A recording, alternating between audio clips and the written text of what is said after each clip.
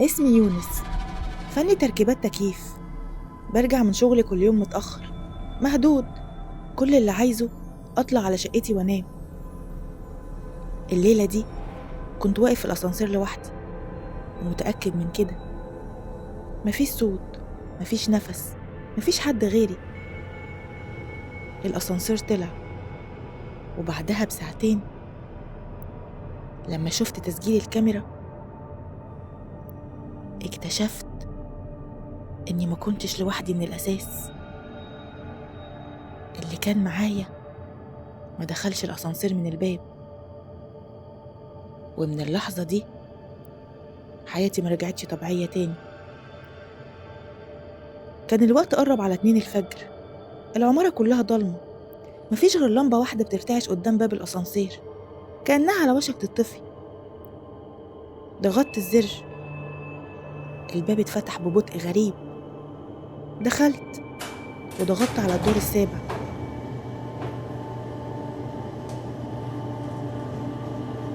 الأسانسير اتحرك، بعدها بثواني وقف فجأة بين الدور الثالث والرابع.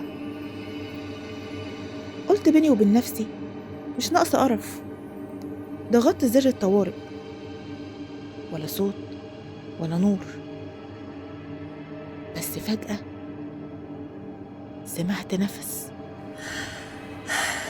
بني آدم. لفيت ورايا بسرعة، مفيش حد، بس المراية كان فيها كسر صغير، ومن خلالها شفت ظل واقف ورايا. لفيت تاني، برضو مفيش حد. رجعت بصيت في المراية، الظل كان أقرب، وسمعت صوت واطي قوي كأنه طالع من جوه ودني. انت مش من هنا، ليه ركبت؟ حاولت أصرخ، صوتي ما طلعش. الأسانسير اتحرك لوحده. بصيت على الأرقام، مش بتطلع، بتنزل. وصل ل0. الباب اتفتح، مش جراج ولا مدخل عمارة، ممر طويل حيطانه سودا وفي آخره نور خافت. والصوت قال: انزل، ده دورك. رجعت خطوة لورا، بس حسيت بإيد ماسكة كتفي، باردة، تلج. غمضت عيني بكل قوتي وصرخت. فتحت عيني، أنا واقف قدام باب شقتي. الأسانسير مقفول، العمارة هادية.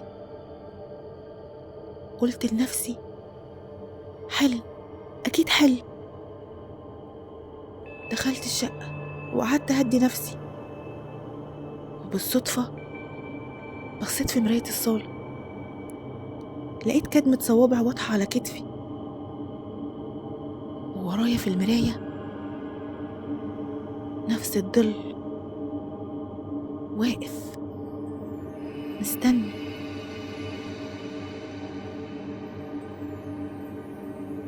لسه ما خلصتش. ودي كانت حكايتنا النهاردة.